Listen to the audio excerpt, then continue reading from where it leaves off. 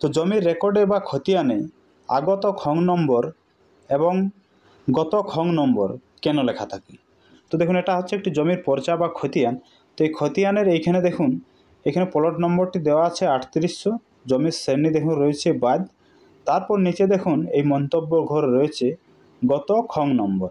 এবং আরেকটি পর্চা আপনাদেরকে দেখাচ্ছি, এবং এখানেও দেখুন 135 দাগ নম্বর বা প্লট নম্বর, তারপর জমির শ্রেণী রয়েছে কানাল, এবং মন্তব্য ঘরে দেখুন এখানে রয়েছে আগত খং নম্বর।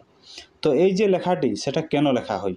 তো দেখুন, এই যে পর্চা বা খতিয়ানটি রয়েছে, এখানে 135 নম্বর যে দাগ বা প্লট নম্বর, যেখানে মন্তব্য ঘর রয়েছে আগত খং নম্বর, অর্থাৎ এটার পুরো মানে হচ্ছে আগত খতিয়ান নম্বর। অর্থাৎ এই খতিয়ানটি যে ব্যক্তির নামে রয়েছে সেই ব্যক্তি এই দুটি প্লট থেকে জমি ক্রয় করেছেন, 135 থেকে এবং 1576 থেকে। যেহেতু খতিয়ান নম্বরগুলো দেখুন রয়েছে আগত খতিয়ান নম্বর 398, তারপর 1576 প্লটের নিচেও দেখুন রয়েছে আগত খতিয়ান নম্বর 398।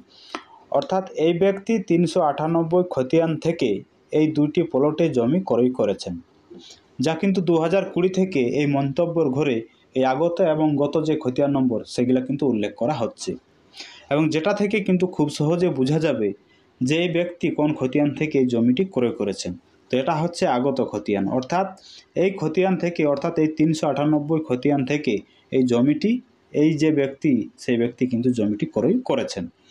তারপর এই পর্চাতে দেখুন রয়েছে মন্তব্য ঘরে গত খতিয়ান নম্বর। গত খং নম্বর মানে হচ্ছে গত খতিয়ান নম্বর। দেখুন 3800 প্লট নম্বরে মন্তব্য ঘর রয়েছে গত খতিয়ান নম্বর 1185 1186, অর্থাৎ এই 3800 প্লট যেটা রয়েছে জমি, সেই জমি থেকে এই 1185 এবং 1186 খতিয়ানে এই প্লট থেকে জমি ক্রয় করেছেন। অর্থাৎ এই দুটি প্লট থেকে জমি বিক্রি করা হয়েছে, এবং বিক্রি করার পর যে ব্যক্তি জমিটি রেকর্ড করেছেন সেই ব্যক্তির খতিয়ান নম্বরগুলো হচ্ছে 1185 এবং 1186। অর্থাৎ বিষয়টি হচ্ছে যে ধরুন আপনি আপনার ভাইয়ের থেকে একটি জমি ক্রয় করেছেন, যখন আপনি সেই জমিটি মিউটেশন করবেন, সেই মিউটেশন করার পর তামিল হওয়ার পর আপনার খতিয়ানে আপনার ভাইয়ের যে খতিয়ান নম্বর সেটা কিন্তু উল্লেখ থাকবে। অর্থাৎ যত নম্বর প্লটে আপনি জমিটি ক্রয় করবেন সেই প্লটের মন্তব্যর ঘরে আপনার ভাইয়ের যে খতিয়ান নম্বর সেটা কিন্তু দেওয়া থাকবে, আর আপনার ভাইয়ের খতিয়ানটিতে আপনার খতিয়ান নম্বরটি উল্লেখ থাকবে।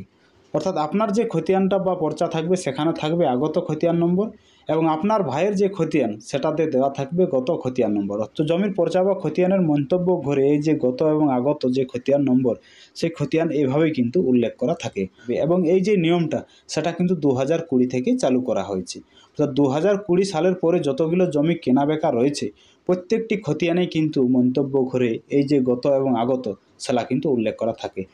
যদি আপনি সেই প্লটের সম্পূর্ণ জমিটি ক্রয় করে থাকেন তাহলে কিন্তু সেই ব্যক্তির খতিয়ানে আপনার খতিয়ান নম্বরটি উল্লেখ থাকবে না, অর্থাৎ গত খতিয়ান নম্বর যেটা সেটা কিন্তু উল্লেখ থাকবে না। যদি সেই প্লটের কিছু পরিমাণ জমি ক্রয় করেন তাহলে সেটা কিন্তু উল্লেখ থাকবে।